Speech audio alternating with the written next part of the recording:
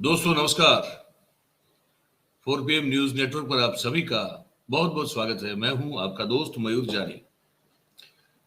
दोस्तों 4-5 दिन के अवकाश में था। मैं कुछ सोशल बनने की कोशिश कर रहा था। आपको बताने में मुझे बड़ी खुशी भी होती है कि कुछ 2 शादियां थी। एक मेरे बहुत पुराने मित्र की बेटी की थी और एक थी वो आप ही में से एक हमारे बहुत ही प्रिय दर्शक हैं जो बहुत स्नेह करते हैं, गुड़गांव में रहते हैं। तो उनका बड़ा आग्रह था, उनका बड़ा बहुत ही आग्रह था, मतलब कि इस तरह का कि अगर हम नहीं आए तो कहा कि हम आदमी भेजेंगे, उठवा लेंगे आपको, शादी में आना पड़ेगा। तो वहां भी गए शादी में। वैसे मैं बहुत भीड़ भाड़ मैं नहीं ज्यादा अपने आप को जो है वो ठीक पाता नहीं हूं। मैं थोड़ा असहज हो जाता हूँ, थोड़ा अनकंफर्टेबल हो जाता हूँ, पर क्योंकि प्यार इतना जबरदस्त था तो जाना पड़ा। तो वो गए हम लोग, तो ठीक है, उसकी बातें कभी करेंगे। बहुत सारे दर्शक मिले, रोड पे मिले, कहीं रेस्टोरेंट में मिल गए, कहीं किताब की दुकान पे मिले, है ना। तो जिन्होंने जो है पहचान लिया और बड़े प्यार से सत्कार किया, बहुत आग्रह किया घर पे ले जाने को लेकर, चाय पिलाने को लेकर, साथ में खाना खाने की दावतें मिली, बहुत कुछ हुआ। एक बहुत ही अच्छे, बहुत ही मैं बड़ा उनका सम्मान करता हूँ। एक और दर्शक है हमारे, मधुकर तिवारी साहब हैं, बहुत लर्नेड व्यक्ति है।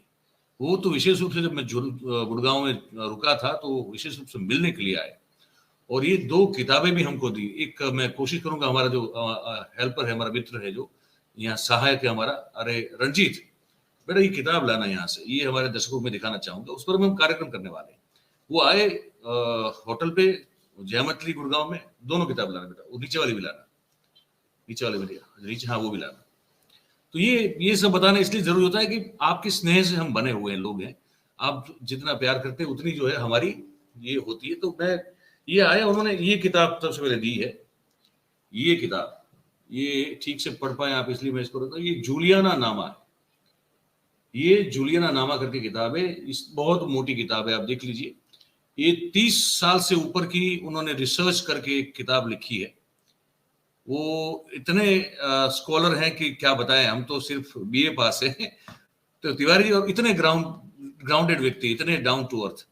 एक ये किताब है, दूसरी एक ये भी है, इस पर भी हम कभी बात करेंगे। ये भी उन्होंने हमको जो है सर ने हमको कैसे दिखाएं, आपको ठीक से दिखे, ये उन्होंने जो है हमको भेंट दी। तो ये भी, इस पर भी हम बातचीत करेंगे। उन्होंने कुछ रचनाएं लिखी हैं, वो मुझे बड़ी पसंद आई, तो वो भी, उस पर भी हम बात करेंगे। आज नहीं, पर आने वाले दिनों में कार्यक्रम करेंगे उस पर। तो बड़ा अच्छा रहा कुल मिला के। पहले तो ये कहना था 4 बजे का कार्यक्रम हमारा मंगलवार के बाद आज फिर से हो रहा है। तो ये सोम से शुक्र होता है, आप जानते हैं, जिसमें हम आपसे बातचीत भी करते हैं। आज जिस मुद्दे पे बात कर रहे हैं, ध्यान से सुनिएगा। बहुत हो रही है शोर, हमने इसका झंडा उठा के रखा हुआ है। हम पिछले गुजरात चुनाव से ही कहते आ रहे हैं, वैसे उससे पहले भी हम कह रहे थे। जहां अखबार में थे तो हम वहां भी हमारी बात मुखरता से रखते थे। उसके बाद डिजिटल कर रहे हैं तो तब भी हम तो बोल रहे हैं। ये जो परिणाम कुछ ऐसे दिख रहे हैं हमको, तो हमको शंका होती है कि ये परिणाम सहज नहीं है, ये परिणाम कुदरती ऑर्गेनिक नहीं है ना, ये मैन्युफैक्चर्ड है। ये इस तरह से ऑर्गेनिक परिणाम नहीं आ सकते। या तो फिर हमने घास काटी है और आप सबने भी जो है पता नहीं कुछ और काम किया है, बाकी मतलब हम में बुद्धि नहीं है या हम में समझ नहीं है, ये साबित करने की कोशिश लगातार की जाती है। तो वो हम मानने के लिए तैयार नहीं है। हमने, जब गुजरात चुनाव हो गया था उसके बाद, बहुत ही एक बहुत ही लर्नेड व्यक्ति है, वो भी बहुत ही पढ़े लिखे, अपने क्षेत्र में, अपने अपने कार्य में बहुत माहिर और एजुकेटेड और क्वालिफाइड है, राहुल मेहता साहब, राहुल सी मेहता। हमारी टीम से वो सी की जगह सी लग गया है, तो आप उसके पीछे सी पढ़ेंगे, लेकिन वो सी है। हमारे गुजरात के एक कैबिनेट मिनिस्टर हुआ करते, चिमन भाई मेहता, भावनगर से आते थे वो, और उनके सुपुत्र हैं। वो एक राइट टू रिकॉल करके एक पार्टी चलाते हैं, बहुत ही पढ़े लिखे हैं, सक्षम व्यक्ति हैं अपने क्षेत्र में, आईआईटी से पढ़े हुए हैं, है ना। और 1989-90 में उन्होंने, उस समय 1989-90 में उन्होंने आईआईटी से ऐसा कंप्यूटर में जो है वो बीटेक किया हुआ है। उनकी मैं जो बातचीत हुई, मैं आपको आज वो सुनाने वाला हूँ, किस तरह से, जो मैं कहता हूँ ना कि ये अलादीन के जिन का चिराग है कुछ, जो ये खेल जो है जनादेश को बदल देता है, कैसे बदल देता है। वो बातचीत मैंने की, आपको मैं बातचीत पूरी सुनना चाहता हूँ, लेकिन उससे पहले शुरू करें, उससे पहले मैं आपको उनके बारे में, वो कितने पढ़े लिखे पहले आप, क्योंकि बहुत सारे जो बेचारे ट्रोल कर्मी होते हैं वो आ जाते हैं कुछ ना कुछ लिखने के लिए, तो पहले उनकी योग्यता क्या है, कि पहले उनका वो जो जिस आधार पर वो पूरी बात करने जा रहे हैं वो क्या चीज है, वो पहले आपको सुनना बहुत जरूरी। तो मैं पहले आपको ये सुनाता हूँ, सुनिए। अच्छा, ये राहुल भाई, ये भी हम दर्शकों को बता दें, ये समझना जरूरी होता है, क्योंकि फिर बहुत सारे ऐसे भी दर्शक मित्र होते हैं जो फिर आपकी, अगर आप कुछ इस तरह की आप प्रस्तुति करते हैं तो फिर आपकी क्वालिफिकेशन पर भी सवाल उठा देते हैं लोग। तो आप दर्शकों को बता कि आपका जो जो ये क्वालिफिकेशन है इसको लेकर एकेडमिक को क्या है, वो सब लोग जान ले। मैंने आईआईटी दिल्ली से बीटेक किया 1990 में कंप्यूटर साइंस में जी। 1990 में बीटेक खत्म किया, फिर मैंने यूएस गया था पढ़ाई के लिए, वहां मैंने मास्टर्स खत्म किया new Jersey state university, Rutgers university से कंप्यूटर साइंस में मैंने मास्टर्स किया जी। और तब से लेके आज तक मैं सॉफ्टवेयर इंजीनियर का काम कर रहा हूं। मतलब दो काम है, कॉम्प्लेक्स मैथमेटिक्स प्रोग्राम वो लिखना और सॉफ्टवेयर इंजीनियर। तो ये दर्शक तो बंधु और आज भी मैं सॉफ्टवेयर इंजीनियरिंग का काम कर रहा हूं।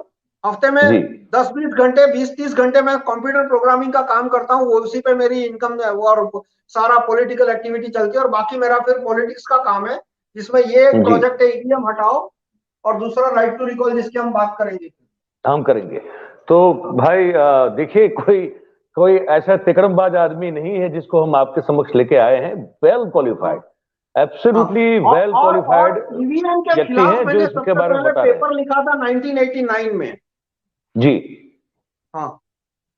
तो ये बस मैं ये बताना बड़ा साफ करना जरूरी हो जाता है कि कोई ऐसे ही आके नहीं बात कर रहे हैं, वो बहुत ही क्वालिफाइड है इस क्षेत्र में, अपने इस फील्ड में, और लगातार मुहिम में लगे हुए हैं। तो ऐसे ही नहीं है कि कोई आके बोल रहा है। तो ये स्पष्टता ये पहले करना जरूरी है, आपको दिखाना शुरू करूं उससे पहले, ठीक है ना। अब देखिए कि वो कैसे कहते हैं कि ये कैसे प्रोग्राम होता है, ये सुनिए आप। मॉक पोल क्यों नहीं पकड़ा जाता वो भी मैं बता दूं कि इसमें मान लो चुनाव है 5 दिसंबर को, तो 23 नवंबर को जो बीच में रोक रहा हूं, वो कह रहे हैं कि मॉक ड्रिल जब होती है ना, आप सब दलील करते हैं कि भाई सब वो रखा जाता है, ईवीएम और वीवीपैट रखा जाता है, चुनाव से पहले सभी पार्टियों के को उपस्थित रखते हुए उसकी मॉक ड्रिल होती है वोटिंग की, तो उसमें वो क्यों नहीं पकड़ा जाता है? वो आप इनसे सुनिए कि वो क्या कह रहे हैं कि क्यों नहीं पकड़ा जाता है। मॉक पोल क्यों नहीं पकड़ा जाता वो भी मैं बता दूं कि इसमें मान लो चुनाव है 5 दिसंबर को, तो 23 नवंबर को जो रिटर्निंग ऑफिसर है, कलेक्टर है, वो एक लिस्ट निकालेगा जिसको फॉर्म 7 बोलते हैं, जिसमें लिखा होता है कि कैंडिडेट नंबर 1 उसका ये नाम है अंग्रेजी में, ये नाम गुजराती में, ये सिंबल है। कैंडिडेट नंबर 2 उसका ये नाम अंग्रेजी में है, ये नाम गुजराती में है, ये इसका सिंबल है। और वो एक इलेक्शन कमीशन का आदमी एक कंप्यूटर पे एंटर करता है, जो कि इलेक्शन कमीशन के सर्वर से कनेक्टेड होता है। उसमें वो पूरी लिस्ट एंटर करेगा और 8वां या 9वां आखिरी आदमी है वो नोटा होगा जी। फिर वो जो मशीन है वो एक फाइल जनरेट करता है जिसको कैंडिडेट फाइल बोलते हैं।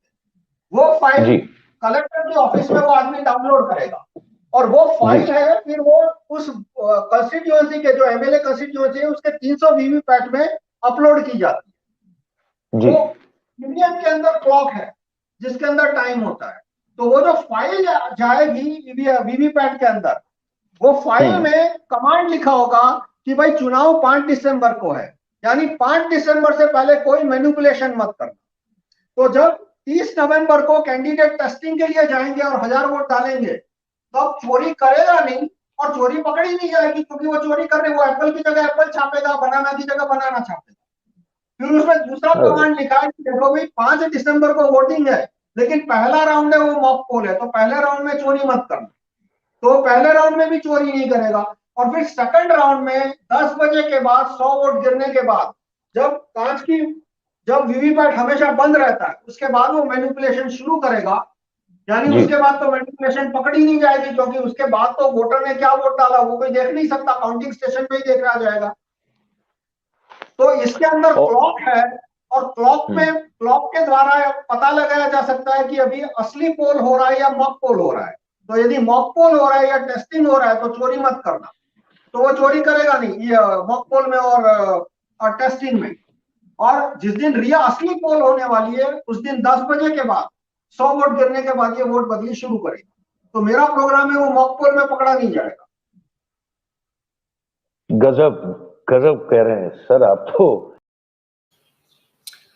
अब देखिए आते हैं हर एक मुद्दे को खोलते खोलते फिर वहां भी जाएंगे कि कैसे ये चोरी हो सकती है, आपके जनादेश को कैसे बदला जा सकता है ना, ये संभावना जिस पर हमें शक है उस पर भी आएंगे, वो आपको करके भी दिखाएंगे। उससे पहले हमने एक सवाल उनसे ये और एक और पूछा था, मैंने कहा ये कैसे काम करता होगा, ये मतलब आप जो कह रहे हैं हमारे दर्शकों के लिए